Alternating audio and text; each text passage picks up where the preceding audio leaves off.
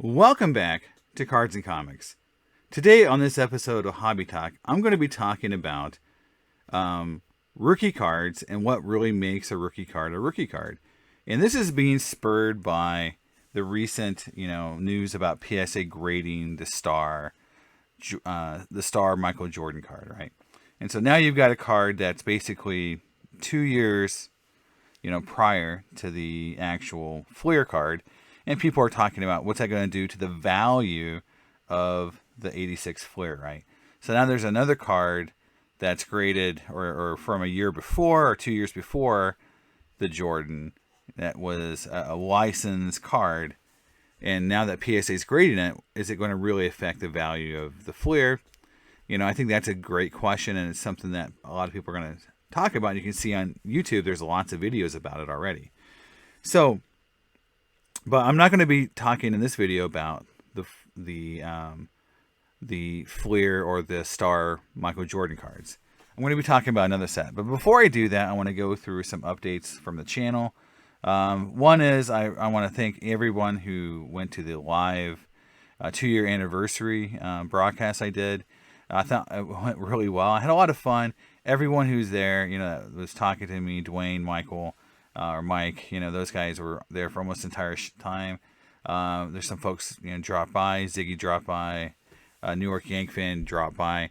And I do have some announcements. One is, I thought it went so well that I did reach out to New York Yank fan 7 and asked him to be on my channel, and he agreed graciously. He's been a huge supporter of mine. Was the first channel that really actually promoted me at all. Mentioned me on his channel. I thought it was, just great. And he's been, someone I've admired from a collection standpoint. So we're going to do a video next week together. We think on Wednesday. And so we're going to go through and showcase our top 5 cards and comic books in one video. So he's going to smoke me, I know for sure. He's got some great stuff. But it'll be fun to showcase what we consider our top 5 cards and comics. I will also be probably after the National going on Ziggy and being on him. I'll be on his show again. I was on it once before, and I'll do it again. So I'm excited about that. So I am going to start doing a little bit more of that, and maybe invite some more people over onto my channel and do more lives. Maybe try to do one a week. Depending on schedule. I do travel for work quite a bit. So there could be times when it's just not feasible. But when it lines up, and it works out. I'll definitely try to do some stuff, and hopefully just talk about cards, because talk about cards, talk about comic books, talk about collecting. That's what I'm all about. I'll be going to the National as well. And so next week I will be heading down on Friday afternoon, driving 4 hours to Atlantic City, and with my daughter, who's going to come with me. She's been to a lot of card shows before and helps me set up sometimes, and so it'll be fun to hang out with her, go to this trade nights, just mix with some folks, look for some cards, do some trading, sell some cards, buy some cards, do all that cool, fun, National stuff. So if you're there, hit me up. I'll be wearing a Cards and Comics hat, probably the entire show. So, hopefully if you see some dork running around with the Cards and Comics hat, you'll know who it is. So we'll get into the point of the video. So the set I'm talking about, and the thumb probably gave it away, is the 48 leaf set, right? So the 48 leaf set, which is one of the most important sets ever made, because it has rookie cards of Jackie Robinson, Satchel Paige, Rolf Kiner, Stan Musial, Warren Spahn. It's just on and on. There's just a lot of important cards there.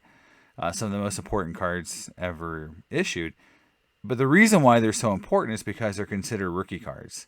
However, there's another set that was released in 48, and that's a 48 Bowman set. Now, there's no 48 Bowman Jackie Robinson.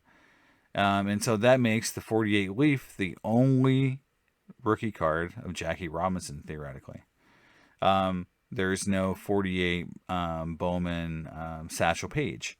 So again, the 48 leaf becomes the only Satchel Paige rookie that exists, which makes the leaf cards, who are sorry, are more rare than the most Bowman cards because of how the Leaf set was distributed in the short prints and the second series, and just on and on about the Leaf set, which is a little bit more mysterious set.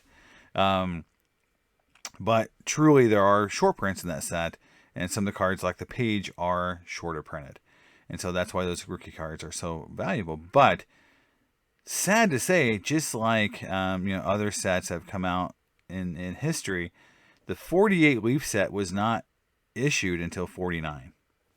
And this is one of the things that's well understood in the hobby. And you can go to tons and tons of sites. I'm going to go through some of them right now to show you that the 48 Leaf set is actually a 49 set. And there's a lot of evidence for this. And amongst a lot of hardcore collectors of the vintage cards, they've started recognizing the 49 Bowman set, like the 49 Jackie Robinson, the 49 Satchel Paige, as being rookie cards, because the 48 Leaf set actually was issued in 49. And the only true rookie cards of Stan Musial, Warren Spahn, Ralph Kiner are from the 48 Bowman set, which, and I'll talk about it at the end of the video, is why we haven't redesignated these sets in things such as PSA set registry. I'll talk about it in a minute. But a lot of collectors do believe those 48 Bowmans are true rookie cards in the Leaf set. In the Leaf, let's say Stan Musial was a second year, not a rookie card. So that's a lot to take in, guys. I know for people who are just new to the hobby, who've been told over and over that the 48 Leaf Jackie Robinson is the only rookie card, and the 48 Leaf, Musial is, a rookie card.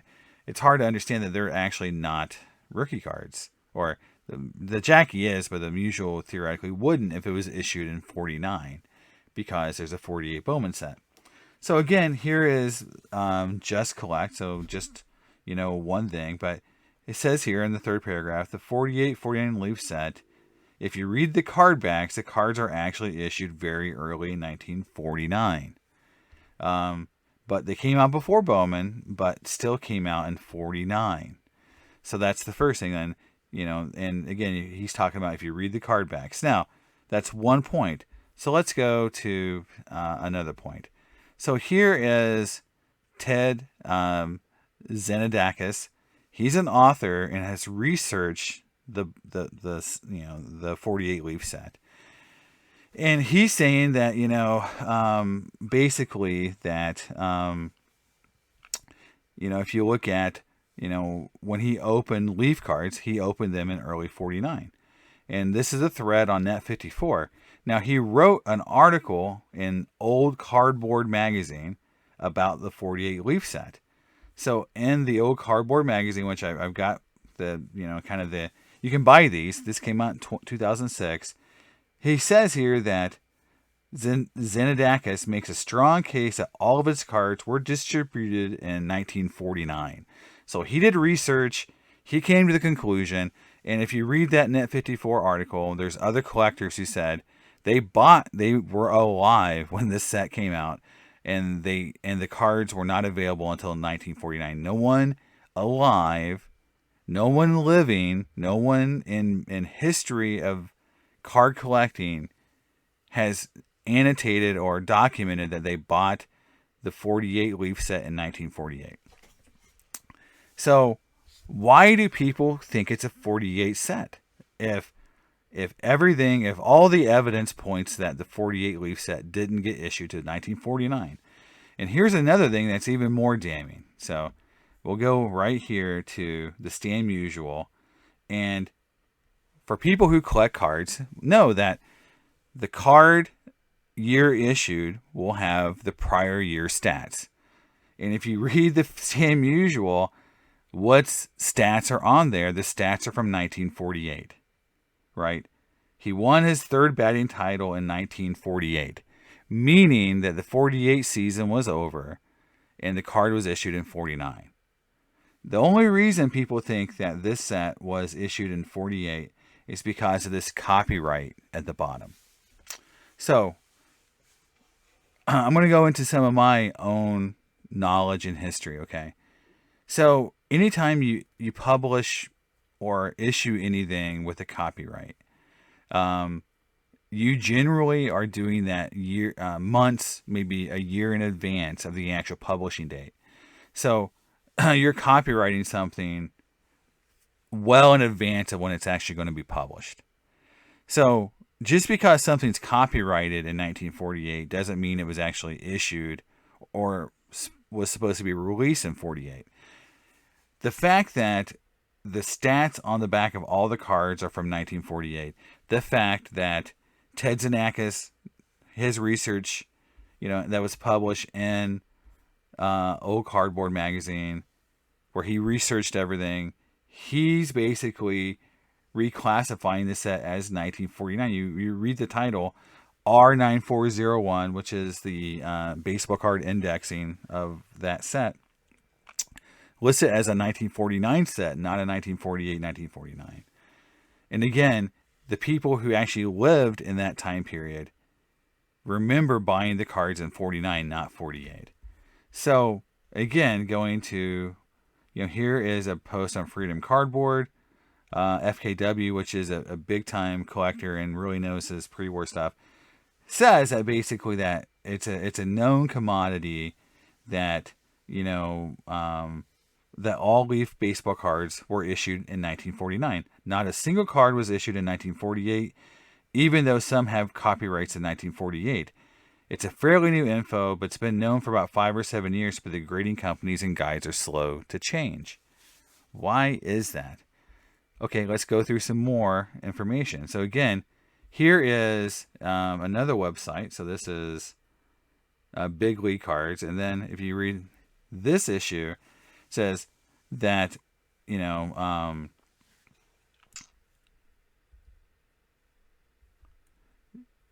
So I thought on this one, yeah, it did say, I think I was just looking at this because I was looking at the back. Yeah, I was just looking at the back here. Sorry, guys. That here's where, again, with the Jackie Robinson, it's talking about he made his debut in 47, but then his best year was last season, which is 48, where he hit 296. So again, the idea that, that the cards were issued in 48 and 49. This card has a copyright of 49. That's what I was trying to show you. So that's where all this confusion came from, was because of these different copyright dates. But again, there was multiple sets issued, and I do think they had changed some of the wording on the back.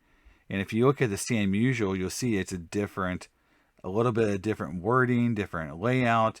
The copyrights below the leaf gum and the back, of the All-Star, of that All-Star thing. You see it's one line versus 2 lines.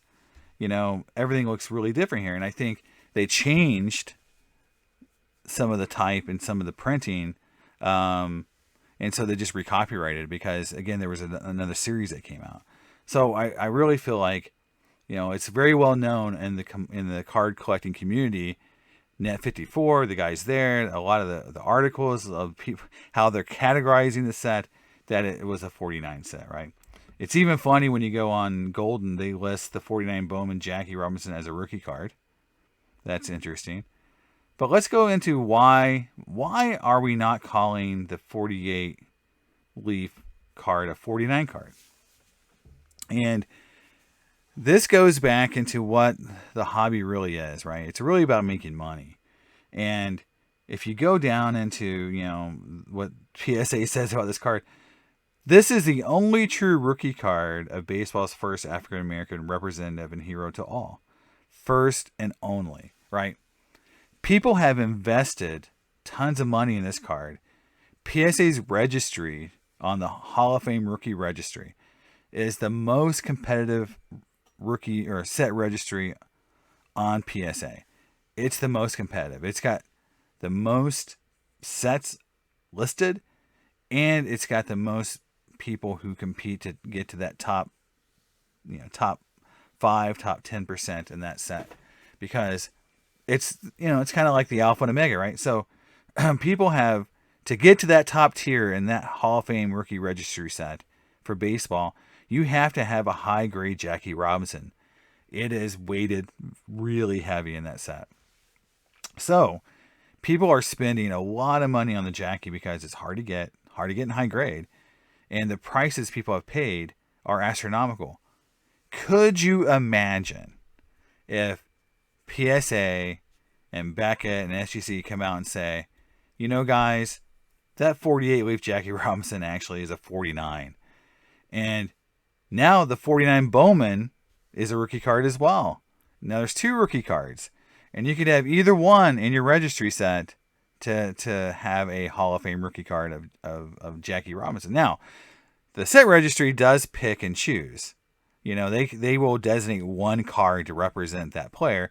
And so, like for example, in 83 Topps, they say, well, or in 83, they say, well, the Ryan Sandberg, even though there's 3 rookies, we've chosen Topps to be the card in the registry, right? But that's just an example, right? If there was 2 cards, would it really devalue this Jackie? So the Robinson is, you know, one card that definitely would have, I think, some impact. It definitely would make the 49 Bowman worth a lot more. But would it really impact the 48 Leaf? I don't know. I think if the registry kept it there, whereas that was a card being graded and it didn't change the weighting, I'm not sure it changed too much. I do think there would be a shock and an awe in the fact that there's 2 rookie cards now instead of 1. But I think the cards that would really be affected, again, there's the 49 Jackie, would be something like this 48 Leaf Stan Musial. Because then it goes from being 2 rookie cards to 1.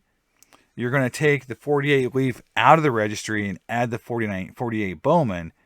The people who spent enormous amounts of money on the Stan Musial are going to be a lot more pissed. So that's why I don't think they're ever going to do it. I don't think they're ever going to reclassify the 48 Leaf set as a 49 set. Because of all the money spent on cards like Stan Musial, Ralph Kiner, Warren Spahn, which have cards in both the 48 Bowman and 48 Leaf set. If you make all the 48 Leafs now 49, none of those are rookie cards anymore. The set registry would have to change overnight, and then the people who have spent all this money on Leaf, you know, Musial and Spawn cards are going to be like, well, now my Hall of Fame rookie registry needs to, you know, have the Bowman cards, and I spent all this money on a second year card. That's why I don't think they'll ever do it. But it does raise the specter of this. Do we care about accuracy? Do we care that the 48 Leaf set was issued in 49? You know, do we care that all the research and the fact that the backs show 48 stats, do we care that the cards are 49, not 48? Because I think collectors love to fool themselves. We love to think that the 48 Leaf set is all, you know, or that the Leaf sets from 48, so that there's rookie cards, so that we have, that you have, the Jackie's the only rookie card that exists. It's a Leaf. It looks better than the 49 Bowman. Or you could, I think that's arguable to a certain extent, but just the idea that he only has one rookie card, that's like a myth. That's like a tall tale that we love to tell ourselves as collectors, that there's only one Jackie Robinson rookie. Never mind the 47, Tip Top Brad or whatever, the other card. That's not a card. But regardless, there's only one Jackie rookie card. It's the 48 Leaf. And if we change it to 49, there's 2 rookie cards. And oh my God, we can't have that kind of change. And so accuracy doesn't matter sometimes in this hobby. And that's the part that I think is a little hard to understand, is that we don't want the cards to be accurately cataloged and accurately represented which cards are true rookies and not. We like to have the myth more than we like to have accuracy. Because, again, we like to say that the 48 Leaf Musial is a rookie card. It's not a 49. It's not a second year. We like that as a collector. So like we like the card better. We don't like that 48 Bowman. It's ugly. We like the 48 Leaf. We don't want the 48 Bowman to be the rookie. It doesn't look as good. but it's not accurate. And I think over time, and I've said this about other things, and this was my big argument about with Willie Mays, that we can sit there and talk about how awesome Mickey Mantle was, and he was awesome, but at some point, the narrative is going to be is that Willie Mays was a better ball player, just empirically, just a better ball player. He played at almost the exact same time. He was more impactful.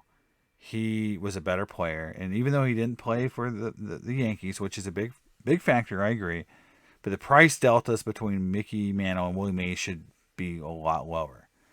At some point, those 48 Bowmans are going to be considered true rookie cards, or at least people are going to just kind of wink and say, yeah, that 48 Leaf is a rookie card, wink, wink, knowing that the 48 Bowmans are the true rookie cards. And I do feel like the 48 Bowmans are going to eventually gain a lot of steam as people, because there's no argument that those are 48. There is no controversy. There's no research. There's no articles, no books written saying that they're not 48s. So I think over time, as people get more accustomed to the idea that the truth is that the 48 Leaf set's a 49 set, you'll see a slow change. Do I think auction houses, PSA, these high-end rookie collectors are going to embrace the truth? No. I think they're going to hold out as long as they can to protect their investments, protect the amount of money, protect, what they've written. When you read that it's the only rookie card, they've put themselves out there. They've made their statement. They know this data exists. They've read the articles and they choose just to ignore it. So I just wanted to put it out there, as one of those points in the sand, because the Jordan rookie debate spurred my memory around the idea that, what's the real rookie card? Well, what's the real rookie card for Stan Musial? Is it 48 Bowman or 48 Leaf? Because that Leaf card was issued in 49. I remember having this conversation years and years ago with other dealers and other collectors. And it just shocked me that no one's ever bringing this factor up again in these conversations, that there's other sets out there that have created these similar issues, not just this star Jordan. So that's the conversation. That's the information I wanted to convey on this hobby talk. It's kind of fun. Let me know in your comments what you think. Should we reclassify these cards? Should we make these changes? Because it is more accurate to say the 48 Leaf set is actually a 49 set. Will it ever happen? I don't know. But let me know what you think in the comments. And, again, if you're coming to the National, let me know. And I'll definitely love to meet anyone, that's tuned into the channel at the National. And, hey, I might want to trade or buy something from you. So, it'll be fun to see what you got. So, that's it. I'll see you next time on Cards and Comics. And I got another video coming out before the National, which is a big Griffey mail day. So look forward to that as well. And I'll see you next time on Cards and Comics. Bye.